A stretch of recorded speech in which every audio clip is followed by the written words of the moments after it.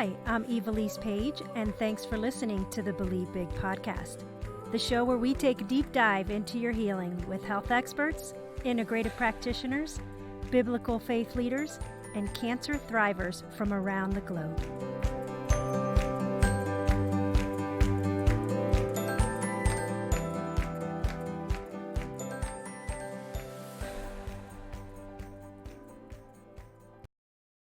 Welcome to today's episode on the Believe Big podcast. My name is Evilise Page, and it's an honor to be with you today. I am so excited today about our guest, Dr. Veronique Desaulniers, better known as Dr. V. She is the founder of Breast Cancer Conqueror and the 7 Essential System. Dr. V has personally conquered breast cancer twice, which gives her an empathetic perspective to understand other women facing a healing journey. Her signature book, Heal Breast Cancer Naturally, is a #1 Amazon bestseller in 10 categories and 5 countries. Dr. V has also bridged the gap between the pink breast cancer movement and natural medicine by creating a revolutionary program called How to Survive and Thrive, Conquering Breast Cancer with Conventional Treatments and Natural Medicine. Welcome to the show, Dr. V. Thank you so much, Elise. I'm excited to be here. We've kind of known each other through our businesses, but we've never personally met. So it's an honor to be on your podcast. Thank you. Yes. Well, we like to begin the podcast with a question our listeners love to find out from our guests. And so, what is your favorite health tip? Well, it's a 2-part answer. So the first part of that answer is if you are recently diagnosed with cancer of any kind, just know that cancer, and specifically I'm talking about breast cancer, is rarely a medical emergency. You have the time to allow that diagnosis to sit in and settle into your body and to understand what cancer is not and the various choices that you have in order to be able to reverse this disease. Secondly, if you have been on this healing journey for a while, there is always a way. And unfortunately, when doctors use a classification, they often scare you into thinking, well, I'm at this stage, so that must mean I'm at the end. But I can tell you through my experience, professionally and personally, I've seen so many women who've been in a late stage cancer and have found ways to be able to reverse that. So there is always hope. And Elise, you are a perfect example of that, right? Yeah, well, I love that. And thank you for sharing that, because I know that many of our listeners who are actually listening to you right now are feeling hopeless. So just by those very words, I know is filling their souls and things that they really need to hear. And I have to say that I just love your story. I love your transparency. You too have overcome cancer twice. Overcame your first breast cancer diagnosis in 2006. And from that, your Heal Breast Cancer Naturally book and healing retreats were birthed. But then 10 years later, you faced a recurrence, and you share that your second diagnosis was more difficult. Can you share with us about why you felt it was more difficult? Well, I was 5 years into being known as the Breast Cancer Conqueror. So I was helping women from sun up to sundown, not practicing what I was preaching, just really taking care of too many people versus taking care of myself. So I really created the perfect storm for cancer to show up again. It was difficult because I was the image of healing breast cancer. And so when I was faced with it again, it was pretty devastating, humbling, so I really had to do a lot of soul searching and ask myself, am I a fraud? Does this system really work? Am I fooling myself? What is going on here? But then I just, once I let that diagnosis sit in, settle in again, I said, no, I know I can do this. So I didn't share it publicly. I shared it with a few friends and family members. And for 3 years, I dug in really hard. I changed the way I worked. I stopped coaching one-on-one. I trained other coaches. I took time off every single day for myself to do my meditations, my enemas, my juicing, my this, all of that. And I had this vision of being on stage because I used to host the live retreats, that I would be on stage and one day I would share my second healing journey. And 3 years later, August 2018, I was able to do that at one of my retreats in Atlanta. And of course, everybody in the audience was shocked, and there were a lot of tears from me and from them. But it just, it was just really gratifying, satisfying, and just affirming. It really built a lot of confidence in myself and in others that, we need to pay attention to those little signals and understand that even though you think you are cancer free and no evidence of disease, right? We must continue to practice those things that got us well in the first place. Yes, 100%. And, when I was diagnosed with a second cancer, mine was not a recurrence, but it was a second cancer due to genetic links that I have, something called Lynch syndrome this past fall. I felt similarly. And I still remember my husband telling me, Evilise, is the success of Believe Big dependent on you having a perfect journey? And I just sat there and I'm like, you're right. Life is flawed and we cannot control every outcome as much as we'd like to. Life is not a formula. And many times I believe that through our challenges, it's that becomes an avenue for what God wants us to do for others. And that has, I believe, have been proven to be true for both of us. And like you, I was pouring out to excess and I didn't have, really strong boundaries on my time. And even though my physical tank was full with all the right things and my spiritual tank was full with all the right things, my emotional tank was below empty. It was on Mm, fumes. And so it was just really a reminder of how all parts of our soul or body or mind are so important in this healing journey. It's not just the physical that many times, yes, they are important, but so many times we focus on that and we are not really diving into how are our souls doing? How are we doing spiritually? Because that affects our physical bodies. And absolutely. and so, can you share? Because I know a lot of people who are on this journey and they know your story. And so, how did your monitoring change once you were healed the second time?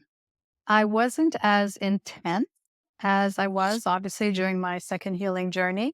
So rather than quarterly blood testing and, doing all the things, I was able to stretch it out to 6 months. And now I'm 6 years out. It'll be 6 years in August. So I test once a year. I check for circulating tumor cells. I always check my inflammatory markers, probably, twice a year. I check my hormones, I check my methylation, all the things that I need to know. I do thermography, ultrasound, MRIs, just to be able to stay on top of everything.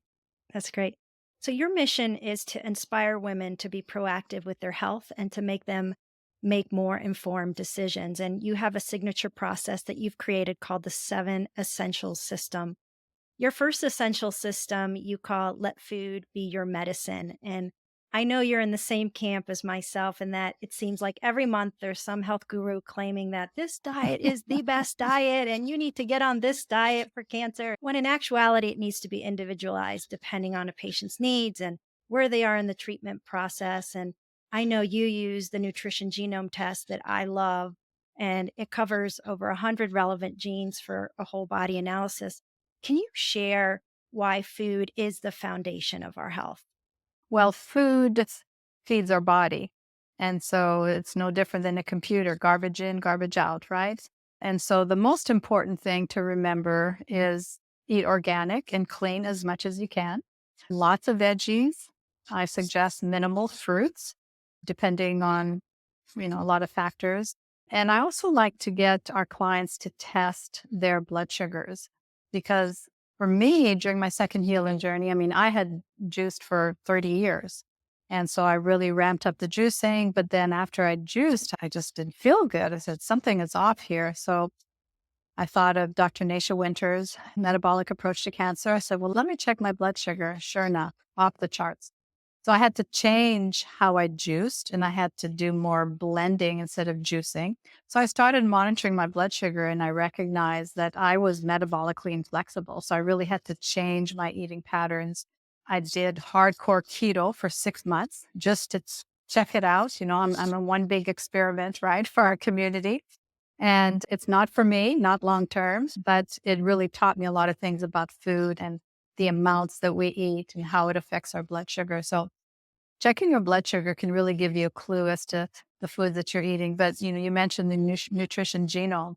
It really helped me so much because it showed me that I don't manufacture and absorb vitamin D very well. So I have to use a liposomal type. I don't convert beta carotenes to vitamin A. I have to supplement with vitamin A. It just goes down the list of how many things I changed when I did that test. So I really encourage everyone to get that done. Yeah, it's an amazing test, and I completely agree. She was very helpful on my second journey as well, and just sharing about that. And I did a temporary keto as well, just to really dive into my health and minimize the insulin levels in my body, just so that my body could heal. And now I would say I'm probably on a modified keto and probably 70 grams or less that I eat. And that's where I feel best. And honestly, the nutrition genome shares that, which is it's just amazing that there are some things that we need therapeutically to heal. And then there are other things that are more long term that we can incorporate. Like you're saying, that if we have issues with methylation, that there are tools that are available with food, real food that we can incorporate. And I love that you shared about the juicing because some people say, oh, I just need green juice. And they don't realize that it could be actually doing you more harm than good, which is why it's so important for someone to be followed by an integrative practitioner or be a part of a program like yours that you're closely monitored where people aren't just doing things that they believe to be good when in fact it's actually harmful. So I'm glad that you mentioned that as well. Number two on your essential list is to reduce your toxic exposure. There's so many ways, but can you share your top two ways that a person can reduce their toxic load? Well, first of all, especially with breast cancer, you have to be aware of all the chemical estrogens that are in the environment. That's a big one. So get rid of the plastics and the phthalates and the parabens, all those things that will mimic and stimulate estrogen production and are hormone disruptors. Looking at the environment in your home, what kind of cleaners are you using? What are you putting on your skin? So, that's the big one, becoming aware of your exposure and minimizing that. Secondly, is to detoxify your body on a regular basis. Sweating is one of the best ways. The bus study they did was they looked at blood, urine, and sweat, and they found that sweat had the highest levels of environmental toxins and heavy metals compared to, just the blood and the urine with other ways. So getting in a sauna, using a biomat, getting outside and really building up a sweat. And then coffee enemas is another one of my favorite ones to really stimulate that liver production and get rid of, the junk that's floating in our gallbladder and bile and boosting the glutathione levels in your body.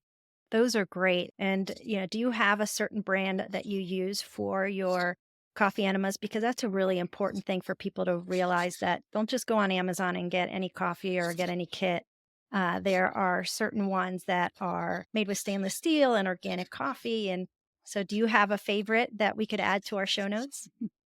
S.A. Wilson is a great brand. I mean, they That's the use it one I in use. a lot of the clinics, cancer clinics, they use that. It's blonde coffee and it's highest in the phytonutrients that help to stimulate that liver. Perfect. Yes, we will add that in the show notes for people who are interested in finding out more about that. Number 3 is you say is balance your energy. And, there's stressors all around us. And for many people, that is easier said than done. How can one practically do this? So when you think about our bodies, we are 1 billion physical matter. The rest is all energy, right? So we balance our energy through chiropractic care, acupuncture, getting grounded, getting connected to the earth, hemp mats, moving your body, making sure that you get plenty of movement every day. The biggest thing for me when it comes to breast cancer and balancing your energy is balancing your hormones. Unfortunately, conventional medicine has really instilled fear in women about their hormones. You have a hormone driven cancer, so that means we have to shut off your hormones. When in reality, that's when we need our hormones the most. So, your balanced hormones do not cause cancer. It's all the exogenous estrogens in the environment that are driving that. The other thing that could be problematic for you and your hormones is the methylation issue. So, methylation means metabolizing, being able to break down things. And some women, and I'm one of them, have a genetic SNP that prevents me, from breaking down those hormones properly. So you end up with residual toxic metabolites that recirculate in the blood, and that can certainly trigger cancer pathways. So the good news is you can support your methylation pathways with simple nutrition, simple supplementation. And so that's how we balance our energy. And sleep. Sleep is another big one. Make sure you're getting really good storative sleep. Yeah, I'm glad that you said that about hormones and balancing your hormones because, yes, I am one of those as well that my SNPs show not only one, but three.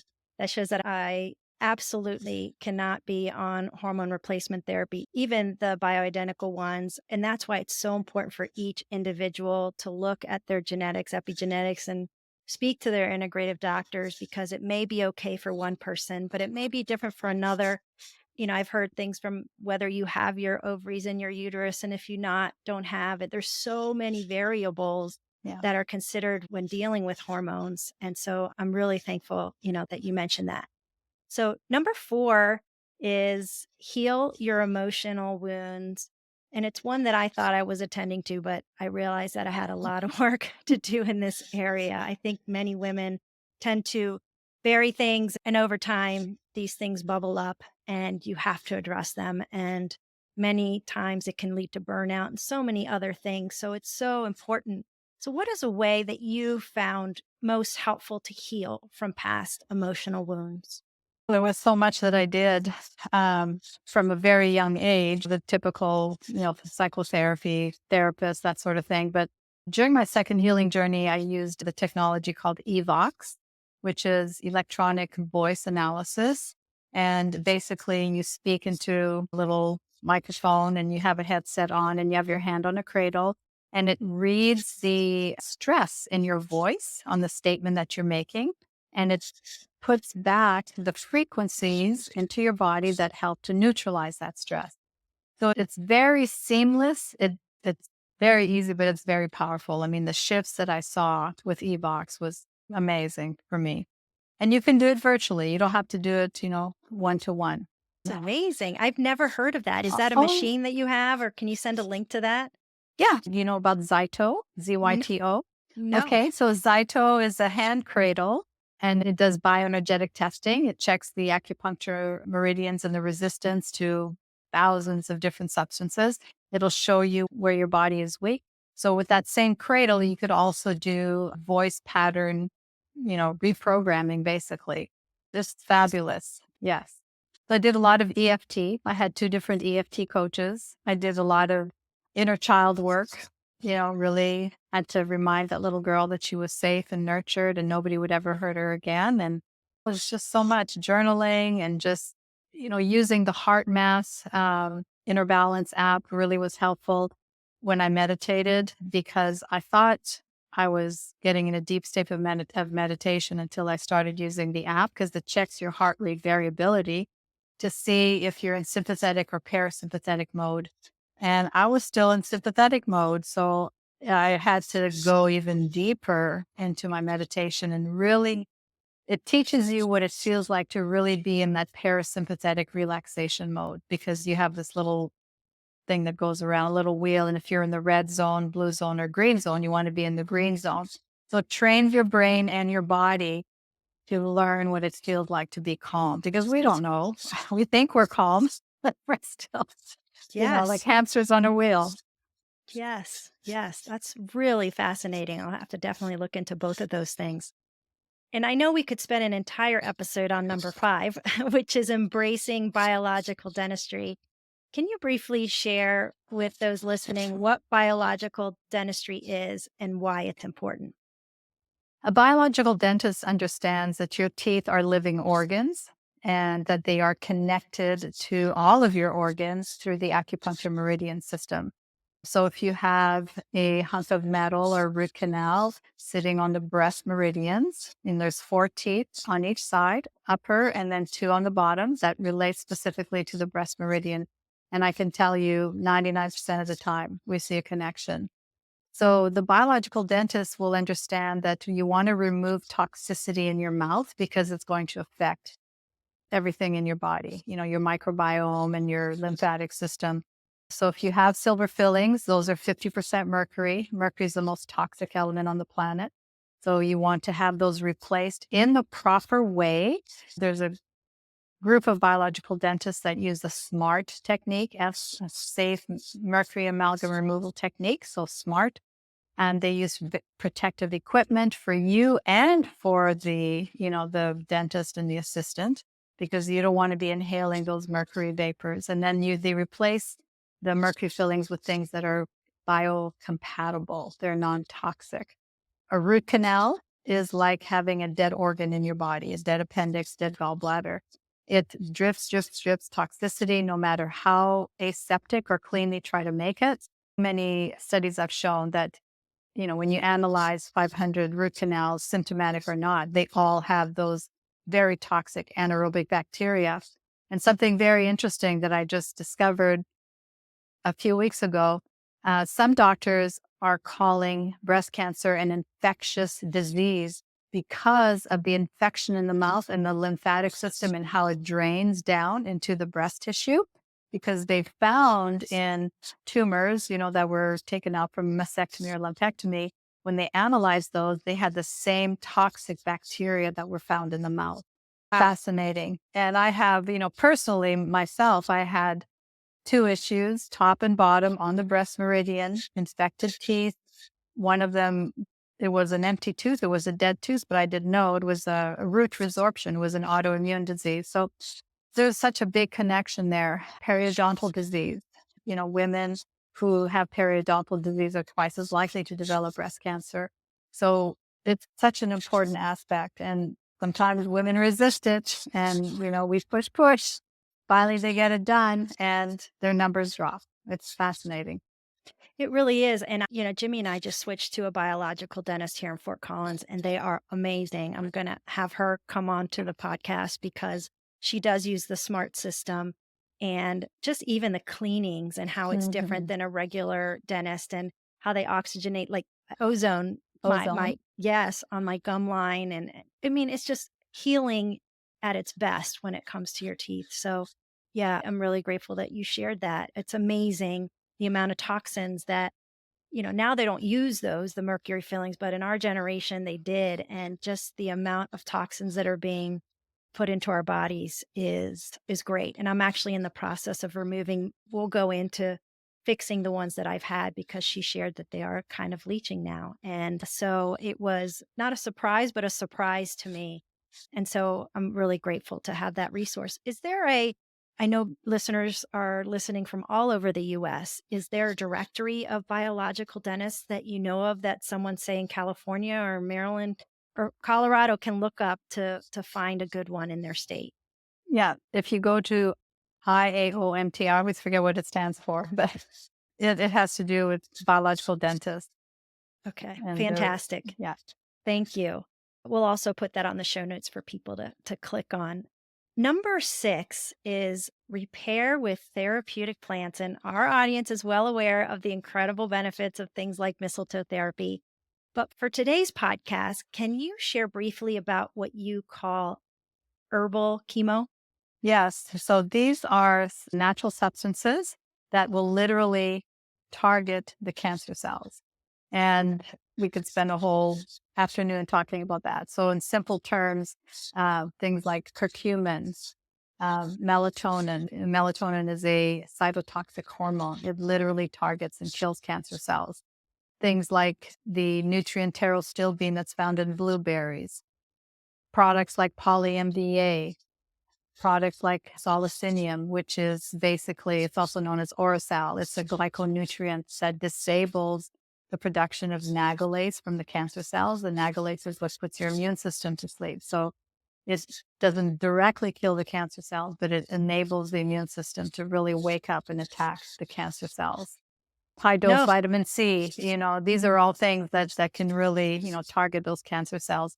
And to recognize one thing is that even though you may have had the tumor removed and the doctor saying, there's no evidence of disease, you must continue to monitor your body. And I'm a firm believer in looking at circulating tumor cells and stem cells, breast cancer stem cells, because those are the little cells that wake up one day and cause metastasis.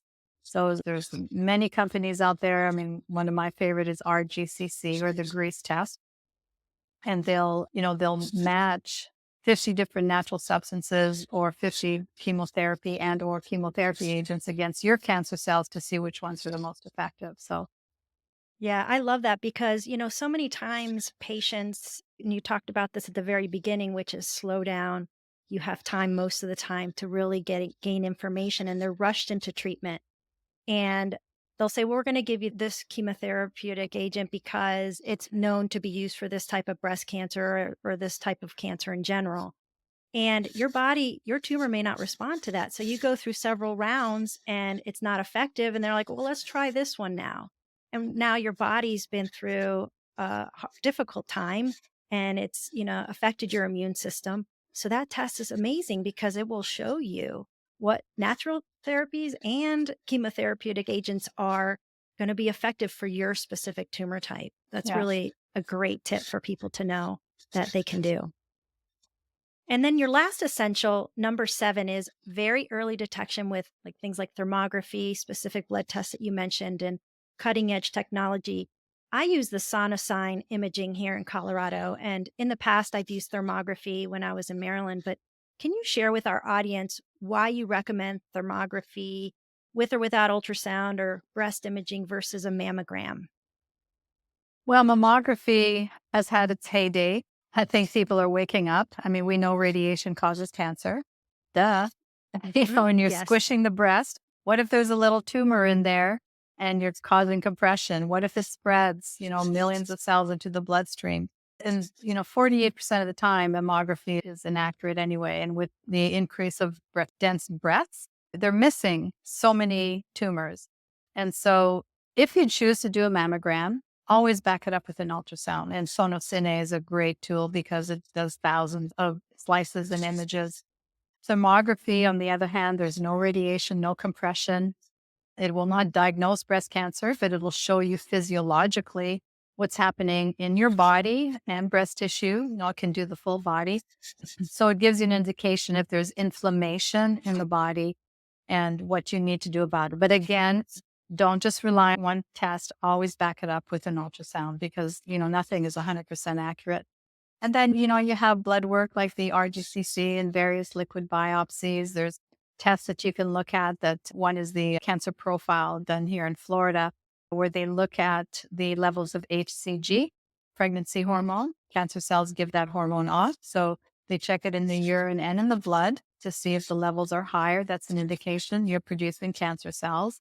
There's the Gallery test, which is looks at 50 different kinds of cancers. So there's a lot of options now to really be able to practice early detection and keep doing those simple tests like the inflammatory markers and your vitamin D levels, your typical CBC, CMP profiles, just keep monitoring your body because I don't really think we should say cancer free. And I think Dr. Nasha gave me this term also is I'm no longer actively cancering. I'm not producing any more cancer, right? Our terrain is clean, so it doesn't allow cancer to take hold and start growing again. Yes, excellent. What about the new Prenuvo MRI scans? I know they're not, they're expensive, but for someone who may not want to do a PET or CT scan or things like that, what have you heard about that? Well, I've had one done. I'm actually going for a retest next month.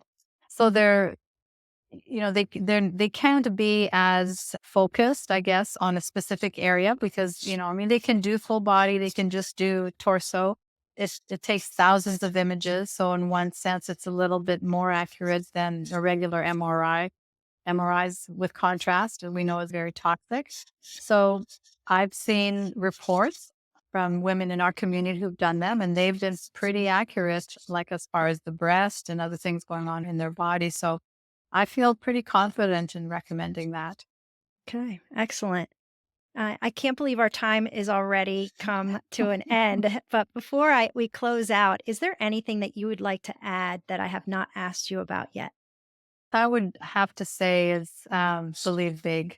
Aw, aw. It's so true because you must read books like You Are the Placebo by Dr. Joe Dispenza. You must believe in your heart and soul and mind that your body has the ability to heal, because every thought you think is being listened to by your cells. And we know that with the science of epigenetics, that your thoughts can literally turn on cancer causing genes or turn them off.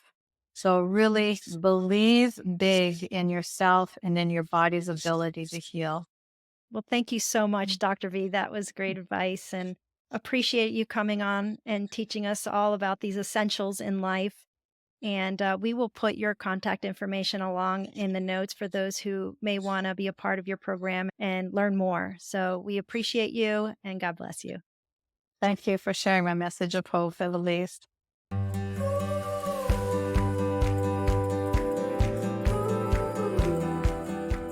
If you enjoyed this episode and you'd like to help support our podcast, please subscribe and share it with others. Be sure to visit believebig.org to access the show notes and discover our bonus content. Thanks again, and keep believing big.